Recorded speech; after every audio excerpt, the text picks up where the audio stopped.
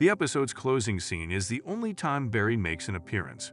We are left to panic alongside Hank and Jean for the majority of the episode, and we are made to feel a small amount of fear whenever Sally rejects a phone call. Who will he pursue initially?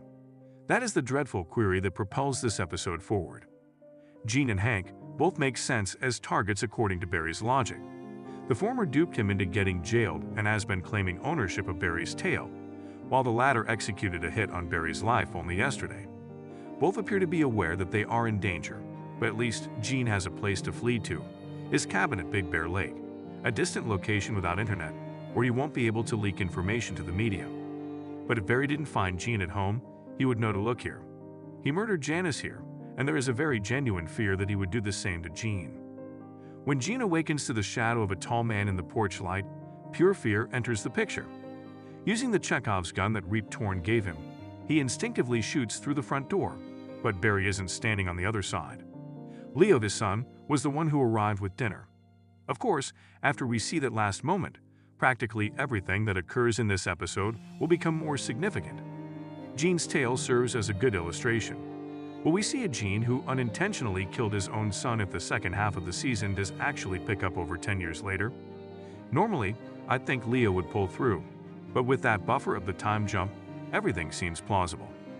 Fuchs, who spends the majority of this episode being tormented by the guards and warden for information regarding Barry's whereabouts, ironically may be in the safest place right now. He is aware that Fuchs wasn't the one who brought the assassins in, and we are also aware of this. Even if he wanted to, he couldn't tell them where Barry is. A wordless scene of his fellow inmates waiting for him to eat before they tuck in illustrates how his refusal to rat finally earns him some street cred in the cell block. Can you tell I've put off talking about Hank? It's difficult to discuss. A perfect smokescreen for what he fears the most, undermining Cristobal's sand operation and killing all their partners, is his fear that Barry will come to kill him. It takes place on a day when the overworked men are getting some much-needed R&R. Hank makes his move by ducking out to remotely activate the opening at the bottom of the silo, burying the men alive in a matter of seconds as he invites a bunch of them to play in the recently imported sand inside a silo. The entire progression of this sequence is abrupt and horrifying. It's unsettling enough that Hank is willing to kill their companions, but it's excruciating to watch Cristobal unintentionally get sucked in and cry out for aid as he slowly sinks and drowns. I can't decide which is more disturbing: the utter calm in the now empty-appearing silo or the camera moving beneath, where we are forced to hear Cristobal coughing and sobbing in complete darkness. Okay, the latter is true. Hank ultimately succeeds in saving him, but the unease endures, especially as it dawns on everyone that Hank had also permitted the Chechens to slaughter all the other guys. Once Hank and Cristobal return home, we are given a more detailed explanation. It turns out that Hank took Bader's threat from the previous episode seriously. If they had disobeyed the Chechens, they would have been shot dead themselves. Hank believes that everything is ideal right now since he and Cristobal can govern Los Angeles while Bader and Andrei serve as silent partners. Although Andrei assures Cristobal, as long as you are a member of Hank's family, you are a member of ours, there is an underlying threat in his statement. If you leave Hank, you're dead. As Cristobal realizes how little he still knows about his partner, we watch that terrible nightmare scenario unfold in the same scene. The chillingest phrase is, "I feel more like myself than I ever have." This turned to full-fledged cold-blooded. Even though Hank has been a little quick, everything is in place, especially in light of the fact that Cristobal and Barry have recently questioned his toughness. Hank's realization that crime utopia was a fantasy was the actual catalyst in this situation. In our area of employment, violence is a need to accomplish anything. Barry has previously demonstrated that starting now is ineffective. Even though Hank keeps insisting that Cristobal can't leave him, Cristobal can't bear to remain with this new Hank and decides to leave him right away. Hank is expertly portrayed by Anthony Carrigan, as if he will say or do everything to prevent Cristobal from leaving him and ending his own life.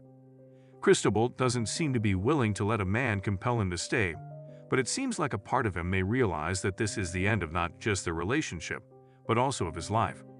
Hank is left sobbing and terrified on the couch because he knows what is occurring outside. He can only walk away exhausted when he finally goes back to the front door and discovers Cristobal dead on the ground. I would have preferred to spend at least 1 or 2 episodes in the new arrangement, with Cristobal acting as a sort of prisoner in his own relationship while he considered his options. But it's heartbreaking to watch, and Barry wasn't necessary for it to happen. In the end, Barry isn't thinking about getting even right now. He is preoccupied with the vision of himself and Sally spending their golden years apart in a foreign location that he had in Best Place on Earth. Sally retreats to the same fantasy by the end of the episode, but for a little moment, she is in a completely different setting. Mega Girls, a Stan Heder film evoking Marvel, is already in production, so Kristen has the opportunity to demonstrate how much Sally taught her. Kristen performs the monologue they had practiced admirably up until the point where she calls cut and exits the sound stage in the middle of the line. Sally tries to help by getting Kristen to recall a moment when she gave something up, but that doesn't work with Kristen's memories of dating a 5'3" guy. Sally makes a characteristically Sally move once she has Hitter's attention by giving Kristen the monologue before going to the director to deliver it herself. She does this while transitioning from acting coach to actor, and humorously moving in front of Kristen to obstruct Hitter's vision. She simply is powerless to resist. She isn't quite ready to return to the acting scene, though. Sally's decision may be made by Hetter's statement that she wishes she could make that Sally's performance come out of that Kristen's young, conventionally gorgeous face, without the ideal admixture of luck, connections, good looks, and natural aptitude. Trying to make anything happen for yourself in this industry is a fool's errand. One or two is not sufficient.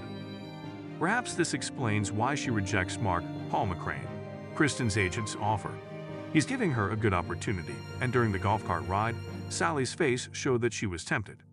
But it depends on how he puts it. They can collaborate to identify the best roles she is suitable for. Most likely, Sally won't ever again be able to pursue her true desires. With Joplin, she had that chance, but the whims of the streaming industry put an end to that, and her own growing megalomania, along with the bad news about her ex-boyfriend, blocked any chance of going back. Even yet, if she were willing to scale back her goals, she might be able to find work in the business.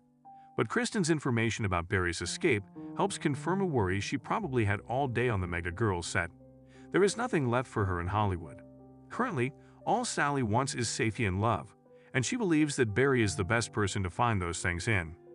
She then marches home, where she knows Barry must be waiting, after praising Kristen's work. It is unexpected when she suggests they depart, but it is not shocking when he lumbers out of the shadows and into the strong overhead light. We are then whisked to another universe, where a lad named John and his companion Travis are engaged in combat on a vast, empty plain. Barry's flashbacks to his early years from earlier in the season are reminiscent of this, although this time the youngster is his son rather than Barry.